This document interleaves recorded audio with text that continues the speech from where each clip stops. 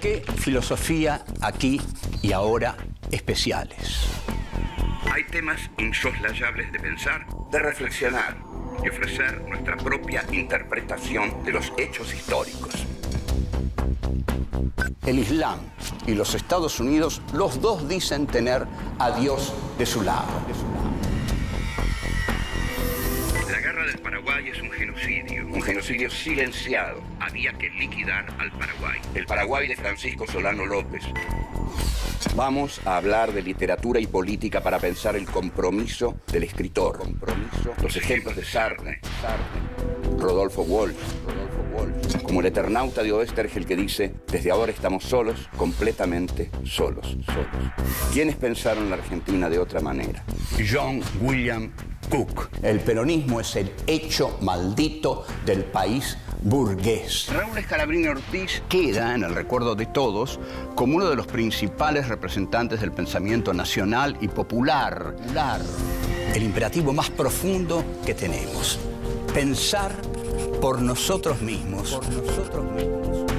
Filosofía aquí y ahora especiales. Pensadores. John William Cook. 1. Libertad de prensa y monopolios mediáticos. 2. El golpe del 55 y la resistencia. 3. Sobre los burócratas y la vanguardia. 4. La violencia libertadora de los oprimidos. 1. Libertad de prensa y monopolios mediáticos. Hoy nos vamos a ocupar de una figura relevante, no solo de la política argentina, sino del pensamiento argentino. Nos vamos a ocupar de John William Cook. John William Cook es el ideólogo más importante de la izquierda peronista y hasta podría decirse en un sentido que inventó a la izquierda peronista, porque fue el dirigente más izquierdista durante el primer gobierno de Perón. Cook nació en La Plata, era hijo de un dirigente radical de origen irlandés.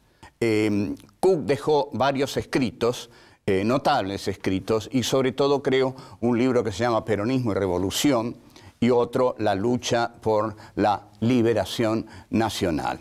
Los comienzos de su vida política se dan dentro del radicalismo porque su padre era radical y el joven Cook surge a la vida política apadrinado, está muy bien dicha aquí la palabra, apadrinado por su padre, de quien aprende los primeros tiras y aflojes de algo tan complejo como es la actividad política. Lo sorprende el golpe del 4 de junio de 1943, donde surge el peronismo.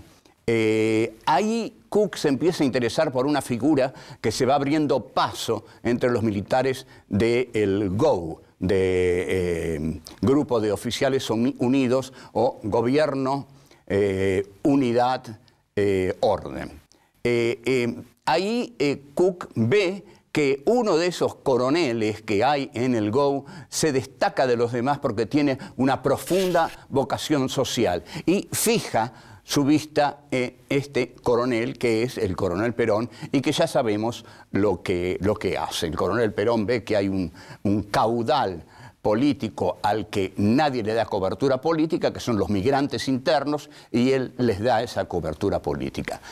Cook así se une al peronismo y llega a ser diputado en 1946, con la brillantez que lo caracteriza, da discursos de alta vehemencia en el Congreso Nacional. El discurso más extraordinario que da Cook, y que quizás resuene con cierta actualidad, pero en todo caso la culpa es de Cook, lo da en la Cámara de Diputados a propósito de una jugada muy arriesgada de Perón y de Evita, que es el cierre del diario La Prensa, el diario de los Gainzapaz, un diario oligárquico que atacaba ferozmente al gobierno peronista. Entonces, el discurso que da Cook en la Cámara de Diputados, que se lo pide Evita muy especialmente, dice, creemos en la libertad de prensa,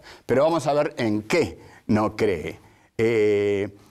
No creemos en el derecho de las empresas mercantiles y capitalistas para procurar que los resortes del Estado se pongan al servicio de sus intereses cada vez que hay cuestiones fundamentales en juego.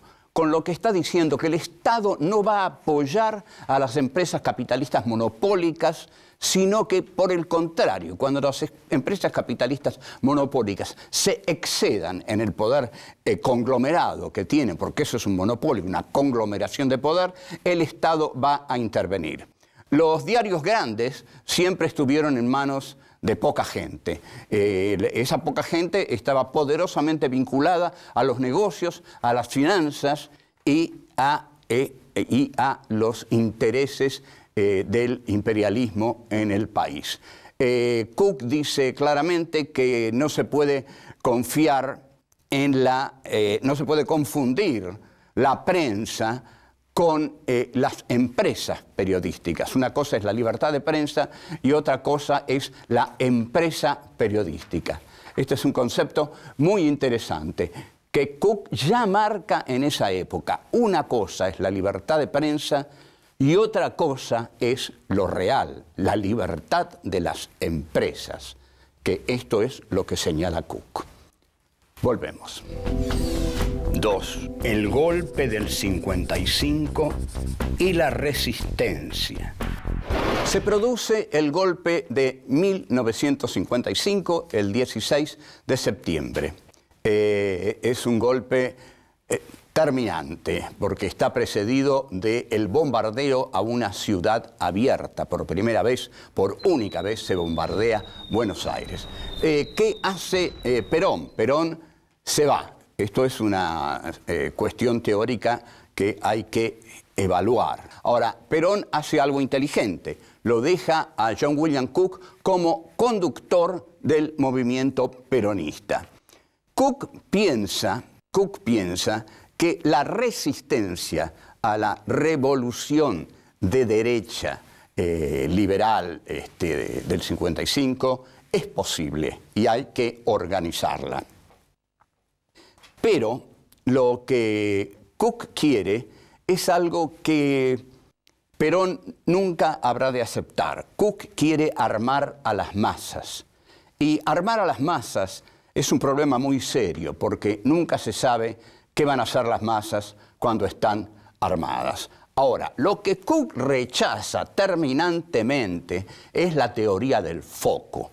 Porque cuando se tienen las masas peronistas, dice Cook, no necesitamos la teoría del foco. La teoría del foco va a venir mucho después con Regis Debray, que le va a decir la teoría a Ernesto Che Guevara. Durante esos tiempos, Cook va a hablar insistentemente de la lucha por la liberación nacional que se hace con las masas. Y va a decir una de las frases fundamentales de la política. La política revolucionaria, dice Cook, y lo dice con enorme lucidez, y esta es una de las grandes verdades de toda lucha revolucionaria. La verdad, la política revolucionaria no parte de una verdad conocida por una minoría, sino del conocimiento que tengan las masas de las grandes líneas estratégicas. O sea, con eso Cook señala como imposible una lucha de vanguardia solitaria, soberbia, iluminista, que reemplace a las masas. La revolución se hace con las masas. Por eso Cook es el genio, el primero que lleva adelante la teoría del entrismo. Hay que entrar en el peronismo porque ahí está el pueblo. Esta es la concepción de Cook, es la concepción que luego va a tomar la izquierda peronista, la del entrismo. Cook participa de la resistencia peronista, que es un gran momento del peronismo, porque es un momento en el cual la clase obrera ejerce la conducción por sí misma. Es decir, no tiene la conducción de Perón, sino que la clase obrera se da su propia conducción, sobre todo en la huelga gloriosa del frigorífico Lisandro de la Torre.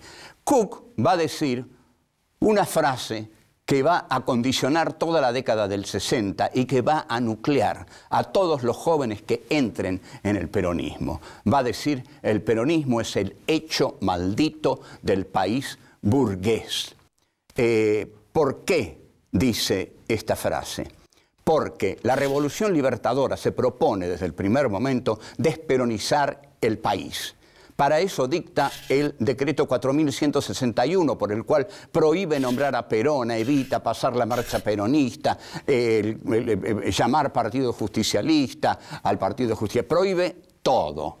Entonces, esto demuestra que el peronismo es lo inintegrable al país burgués que intenta legitimarse aislando al peronismo, dejándolo fuera. Así el peronismo adquiere su condición de maldito, de hecho maldito, y no hay nada más seductor para un joven que lo maldito, que lo prohibido. La huelga en el frigorífico Lisandro de la Torre es una huelga que yo llamaría la comuna de Mataderos. Es una huelga, como dije, hecha por los obreros, sin conducción de Perón y sin lucha armada. Los burócratas del peronismo, que siempre han sido, digamos, un dolor, una hernia, una renquera para el peronismo, los burócratas del peronismo dicen que la huelga Lisandro de la Torre está manejada por el comunismo. Dicen lo mismo que dice el gobierno de Frondizi. Por lo tanto, desplazan a Cook de la conducción porque lo acusan de comunista y de llevar la huelga Lisandro de la Torre al comunismo. Entonces Cook empieza una correspondencia con Perón que va a ser tremendamente abundante, que se va a editar en 2 enormes tomos que luego la militancia de los 70 se va a devorar. Cook se va a Cuba, y desde Cuba le pide a Perón insistentemente, obsesivamente, que abandone la España de Franco y se vaya a la Cuba de Castro. Vamos a ver que esto para Perón era absolutamente imposible. Volvemos. 3. Sobre los burócratas y la vanguardia. En 1964, a raíz del regreso de Perón, que es impedido por el gobierno de Arturo Umberto Illia, por su canciller, Zavala Ortiz, quien viaja al aeropuerto del Galeão y con la CIA y la dictadura brasileña impiden el regreso de Perón.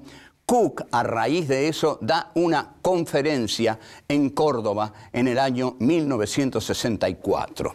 El tema que trata Cook en 1964 en Córdoba es el de la violencia y la no violencia, nada menos. La no violencia, va a decir Cook, es instrumentada siempre por la burocracia reformista. Por supuesto que la burocracia reformista no quiere violencia, porque no quiere presentarse como agresiva para el régimen, quiere presentarse como dialoguista, conciliadora, buena. El burócrata es un personaje que para Cook acepta la realidad tal cual es. Es una brillante definición. Hay una filosofía, que es la filosofía positivista, que también acepta la realidad tal cual es y fue asumida por la generación del 80 en la Argentina. Cook piensa que esta burocracia mide las fuerzas a las cuales tendría que enfrentarse y dice, no hay nada que hacer, se resigna. Su papel es el de la resignación y de la resignación surge la necesidad de la negociación, de la conciliación, y entonces es ahí donde el burócrata se llena de dinero, porque al negociar con el poder lo compra y el burócrata deviene un ser millonario y un traidor a su clase.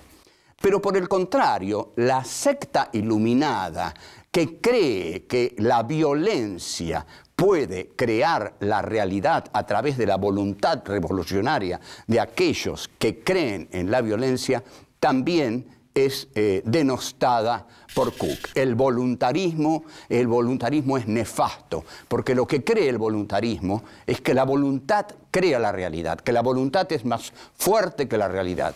Es tan fuerte nuestra voluntad revolucionaria que nosotros vamos a poder con un ejército, aunque sea mucho más poderoso que nosotros. Entonces, Cook va a decir que la violencia sin fundamentos teóricos también es una simplificación de la realidad que implica sacar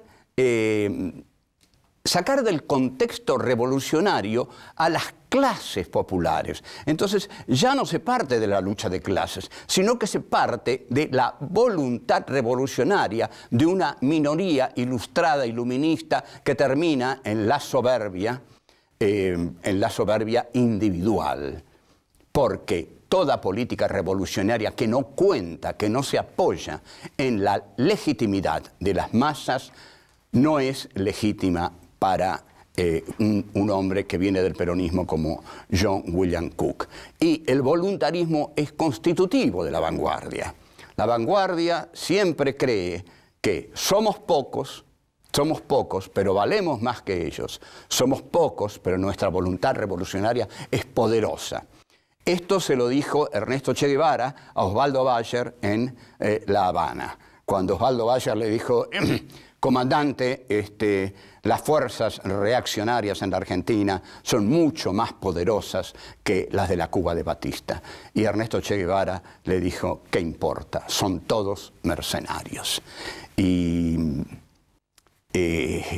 Osvaldo Bayer no se animó a decirle: serán todos mercenarios, pero son muchos y son muy poderosos. Lo que pensaba el Che es que un mercenario no podía nada contra un joven voluntarista lleno de utopías en él.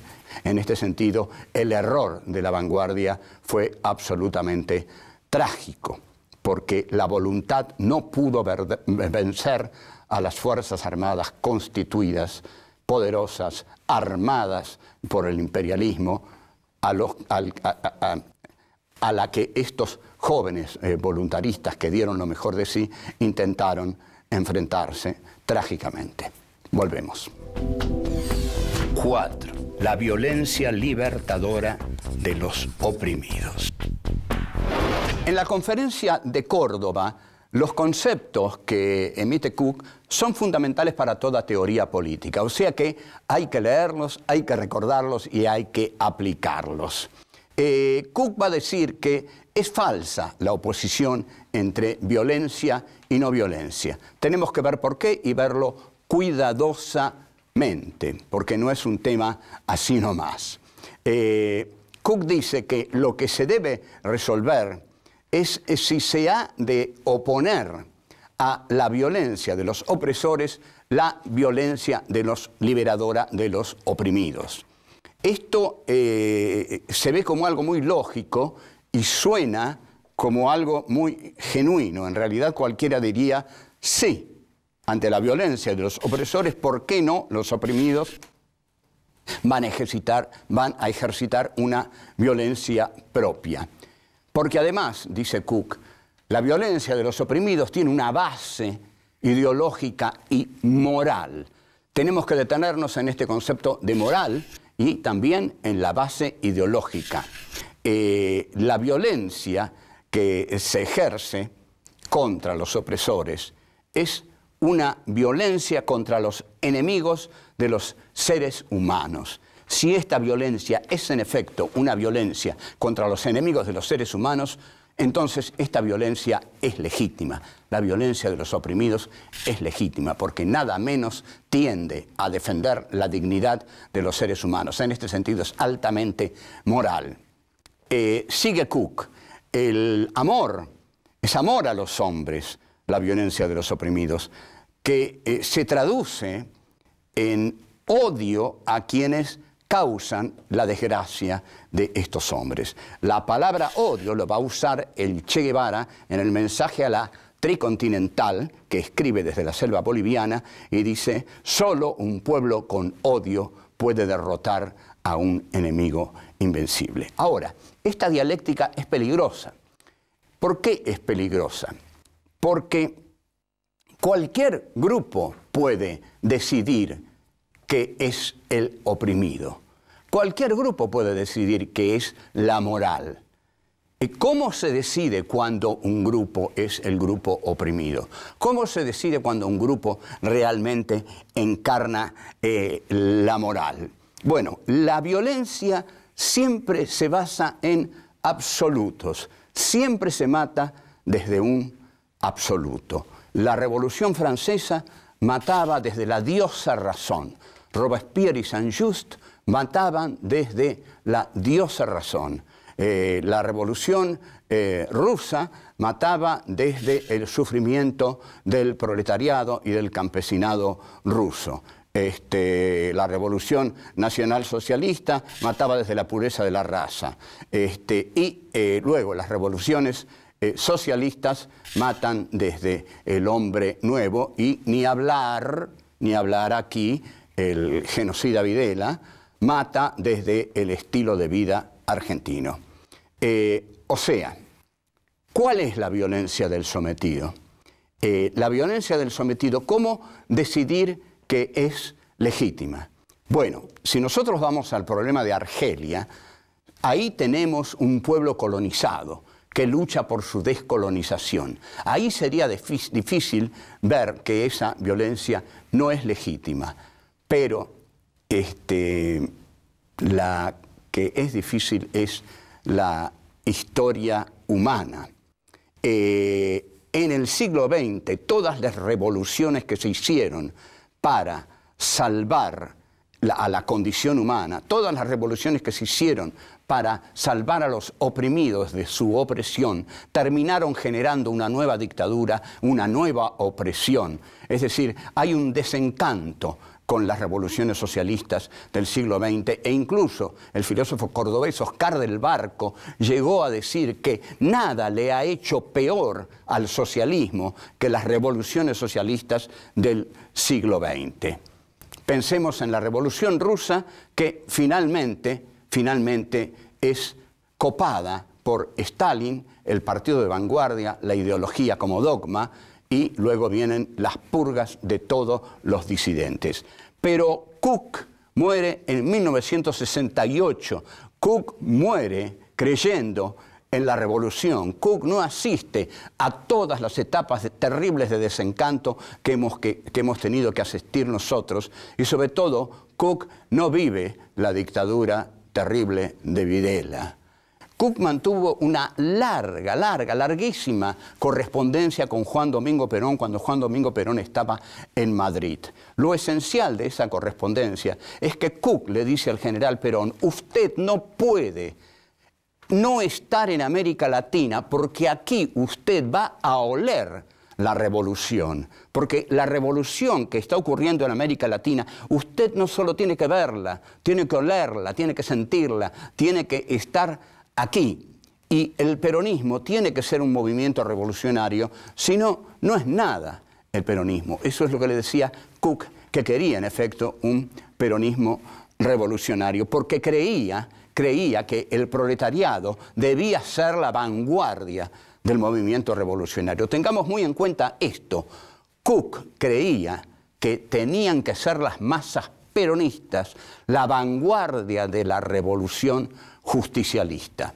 Ahora bien, Perón desarrolla desde Madrid un juego pendular que desconcierta a Cook, porque Perón trata de armonizar todos los antagonismos. Él se consideraba el Padre Eterno y desde Madrid totalizaba todas las diferencias internas del movimiento peronista. Cuando llegó a Ezeiza se dio cuenta que no podía armonizar nada y eligió por la derecha. Cook y Perón tenían un desacuerdo fundamental. Para Cook, el peronismo debía ser revolucionario basándose en las masas del peronismo. Si para algo tenía las masas el peronismo, era para hacer la revolución. Perón siempre vio a las masas más como factor de presión que como factor de poder. Esta idea profundísima los separó para siempre. Chao.